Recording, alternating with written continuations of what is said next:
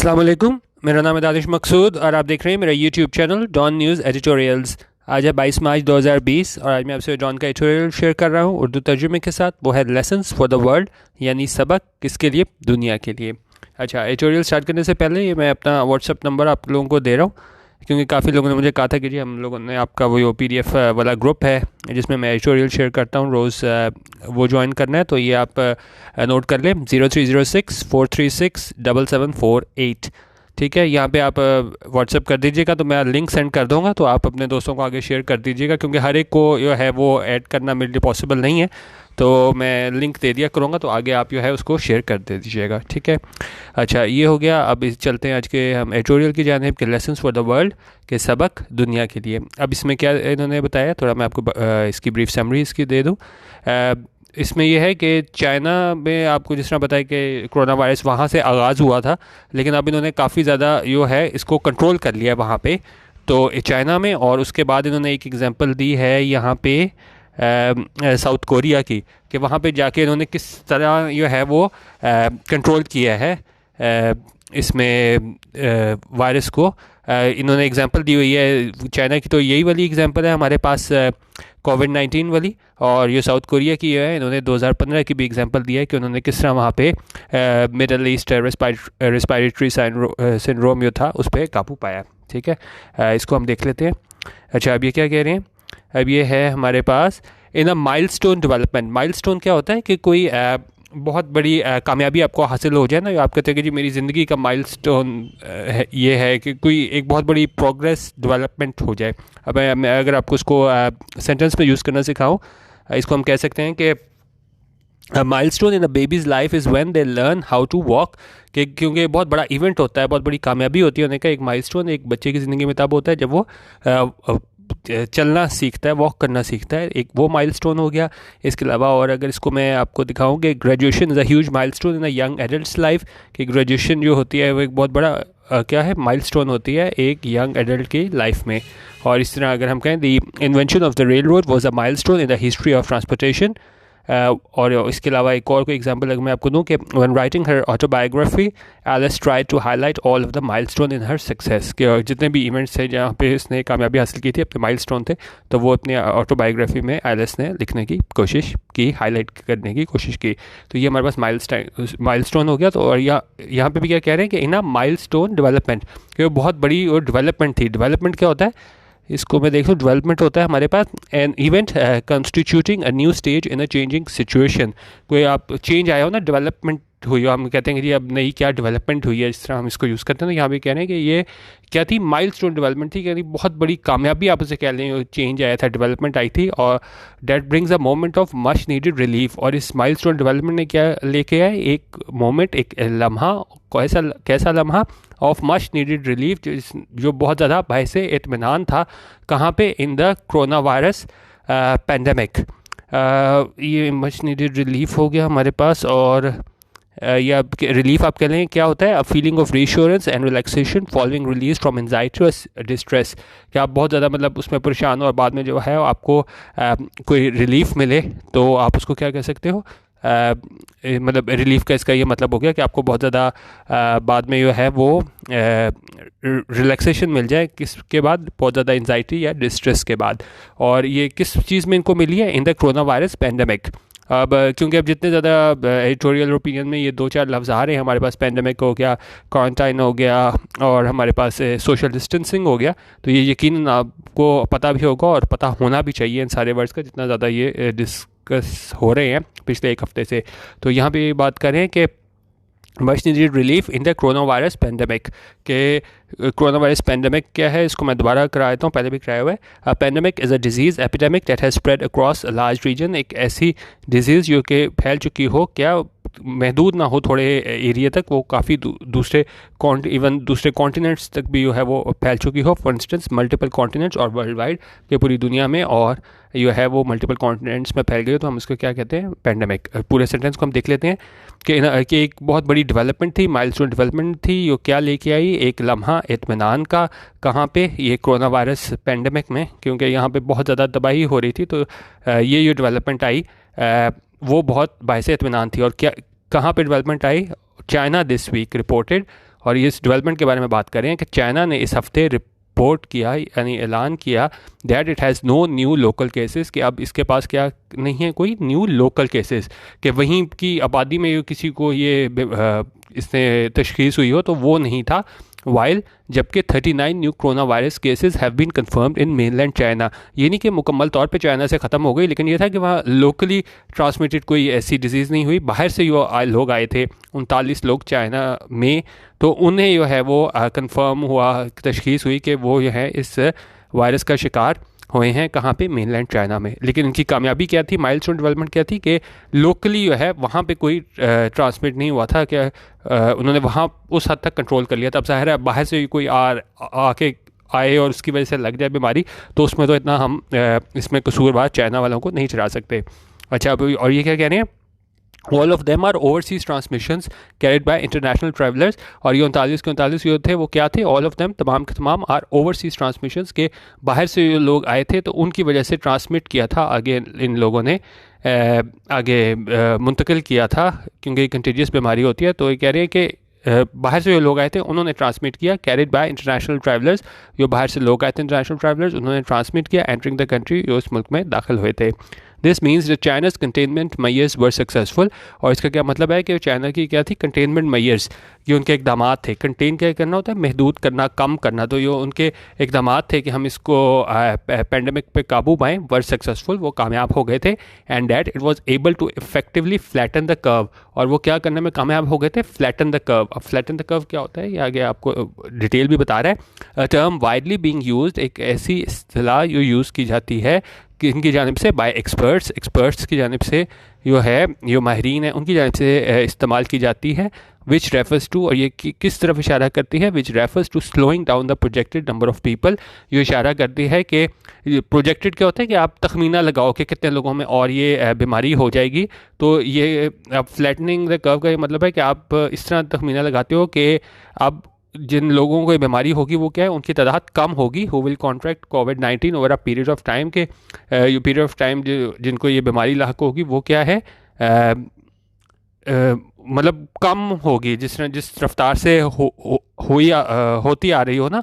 बीमारी। तो flattening the curve अगर हम कहें ये चीज़ आ रही है, तो ये फिनोमेना ये शो करता है कि उसमें जितने लोग मुतासिर हो रहे हैं तो उनमें कमी आ रही है इस वायरस से। फ्लैटर कर्व एज्यूम्स, और ये फ्लैटर कर्व क्या एज्यूम करती है कि same number of people get infected, के मतलब लोग तो उतने ही इन्फेक्टेड होंगे, लेकिन क्या है, but over a longer period of time, लेकिन लंबे अरसे बाद होंगे। जिस तरह अगर हम कहेंगे जी 100 लोग हैं वो 4 दिन में हो रहे हैं, तो और वही अगर हम बात करेंगे जी 100 लोग जो हैं वो 100 दिनों में हो रहे हैं या 500 दिनों में हो रहे हैं, तो इससे क्या हो जाएगा, आगे बता रहे हैं कि इसका फ़ायदा क्या होगा। इसका ये होगा कि which eases the burden on hospitals and medical staff, क्योंकि अब देखें ना सिर्फ चाइना में भी, अगर हम एग्जांपल देखें पूरी दुनिया में ही, क्योंकि डॉक्टर्स भी काफ़ी ज़्यादा इन्फेक्ट होना शुरू हो गए हैं। आज ही एक पाकिस्तानी डॉक्टर, यंग डॉक्टर है, उसकी भी डेथ हुई है। तो यहाँ पे जो है कह रहे हैं कि ये ईज़ कर देता है बर्डन, बोझ किस पे, हॉस्पिटल्स और मेडिकल स्टाफ में, क्योंकि अब अगर लोग उतने बहुत ज़्यादा तादाद में बीमार होकर आ रहे हों तो वो उन पर भी ज़्यादा बर्डन पड़ जाता है। लेकिन उन्होंने कहा ये फ्लैटनिंग द कर्व, इससे क्या फ़र्क पड़ा है, ये डेवलपमेंट हुई है कि थोड़ा रिलीफ मिलेगा किसे, हॉस्पिटल को और मेडिकल स्टाफ को। अच्छा, भाई कह रहे हैं as China documents fewer cases, उन्होंने कहा जैसे कि चाइना जो है वो शो कर रहा है कि कम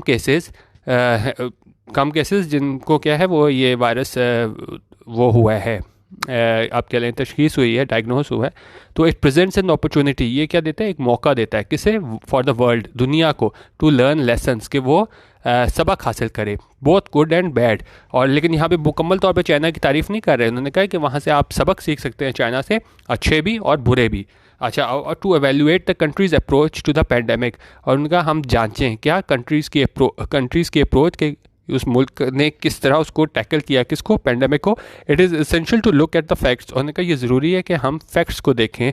और वो क्या फैक्ट्स थे, उन्होंने कहा between the end of December and mid March, दिसंबर से लेकर मिड मार्च तक China reported over 81,000 confirmed cases, China ने रिपोर्ट किया कितना, 81,000 से ज़्यादा केसेस, और जिसमें कितने लोग जो है वो जहाँ भाग हो गए, 3,255। The regime responded to rapidly rising cases with a dramatic lockdown and enforced isolation, और regime का क्या मतलब हो गया कि जो हुकूमत थी चाइना की, उन्होंने रिस्पॉन्ड किया, इसका जवाब दिया, ये इतनी ज़्यादा बड़े पैमाने पे तपाई हुई, उसमें उन्होंने क्या किया, to rapidly rising cases with, और किस तरह जवाब दिया, ड्रामेटिक लॉकडाउन, तो उन्होंने बिल्कुल लॉकडाउन कर दिया, लोगों को जो है वो मैसूर कर दिया, एंड एनफोर्स्ड आइसोलेशन, और जिसमें शक था कि भाई ये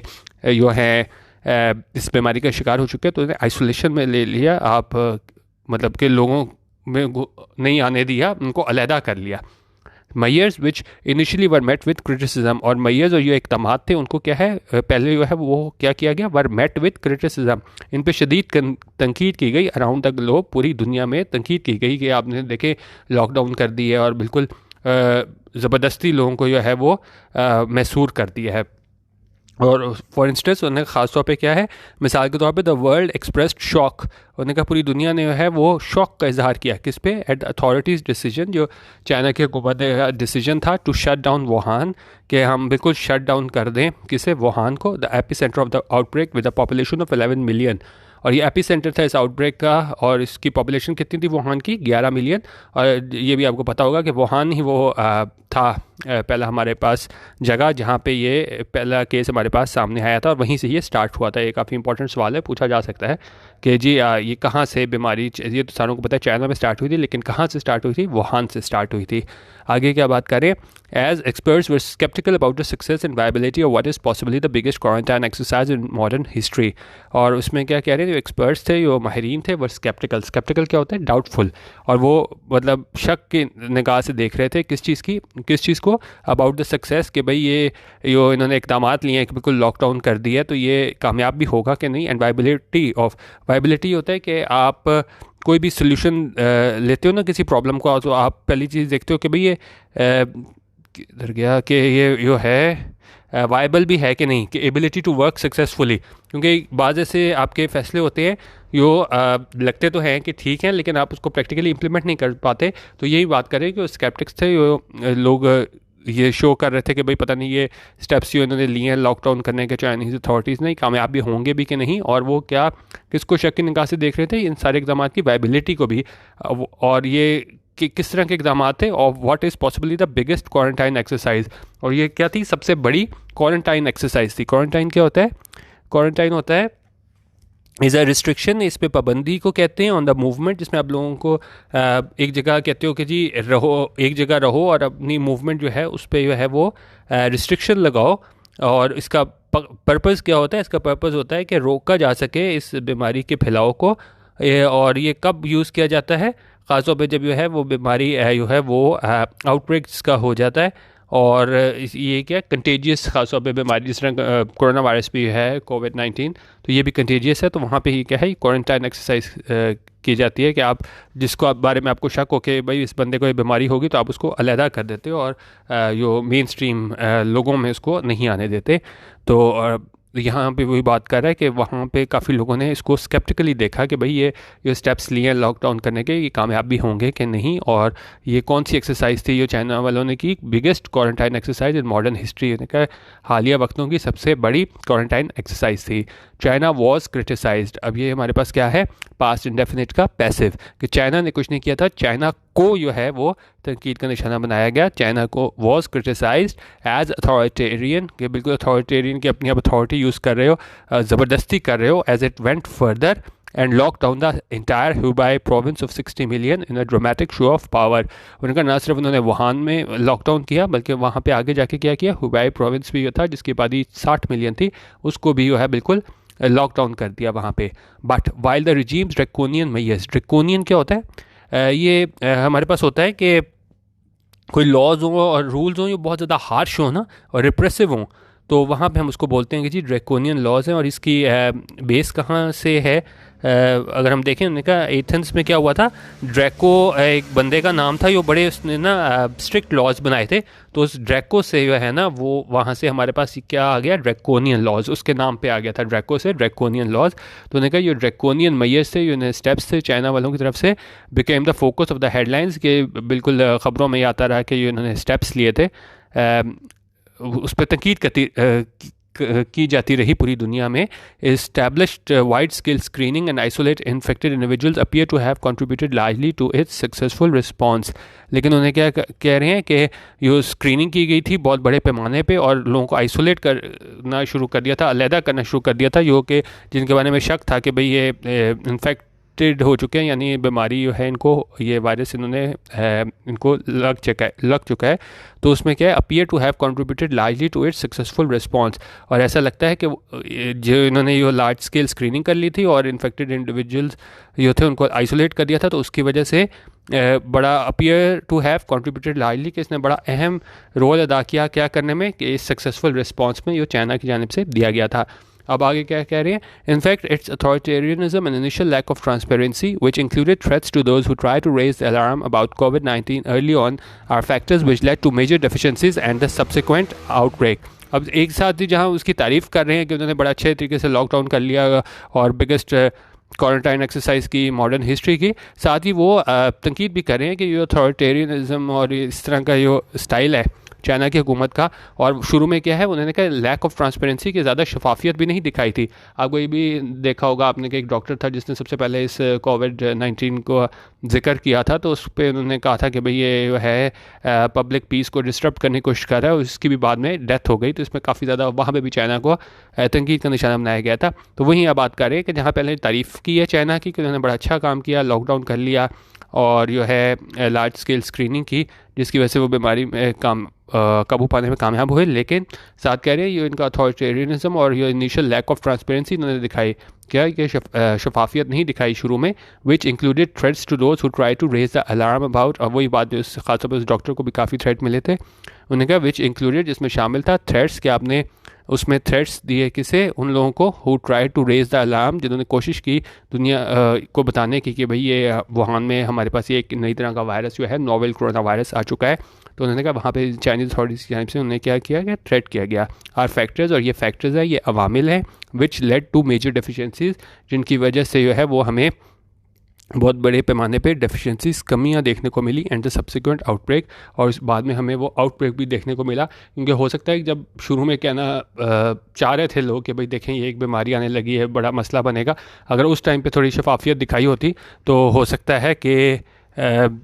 इतने बड़े पैमाने पे तबाही ना होती. लेकिन खैर पहले इन्होंने तारीफ़ भी की है, लेकिन साथ ये भी बताया है कि वही स्टाइल जो अथॉरिटेरियनिज्म है उसका फ़ायदा भी हुआ, लेकिन साथ नुकसान भी हुआ कि अगर इस बीमारी को पहले बता दिया जाता, लेकिन ऐसा पहले नहीं हुआ. तो तारीफ़ भी की है एडिटोरियल में, और साथ ही इन्होंने कहा इस स्टाइल की वजह से नुकसान भी हुआ चाइना को. आगे क्या बात करें, अच्छा अब एक इन्होंने चाइना की एग्जांपल दे दी कि दुनिया को इससे सीखना चाहिए, और साथ ही एग्जांपल दे रहे हैं साउथ कोरिया की. Here it is important to look at the success of containment in South Korea. उन्होंने कहा यहाँ पे हमें साउथ कोरिया का मॉडल भी है वो उसको ज़रूर स्टडी करना चाहिए. वेयर ट्रांसपेरेंसी, जहाँ पे शफाफियत, ओपननेस से होता है कोई काम आप छुपा के ना करो, openness and effective public health decisions. और वहाँ पे जो है पब्लिक हेल्थ डिसीजंस हैं have been at the core of the response. और वो ये सारी चीज़ें क्या है, एट द कोर, यानी कि ये फोर फ्रंट पर रही हैं कि ऐसा किया गया, वहाँ पे शफाफियत दिखाई गई, ओपननेस दिखाई गई और इफेक्टिव पब्लिक हेल्थ डिसीजंस लिए गए इस वायरस के रिस्पांस के सिलसिले में. तो उस सिलसिले में जो है वो इनको कामयाबी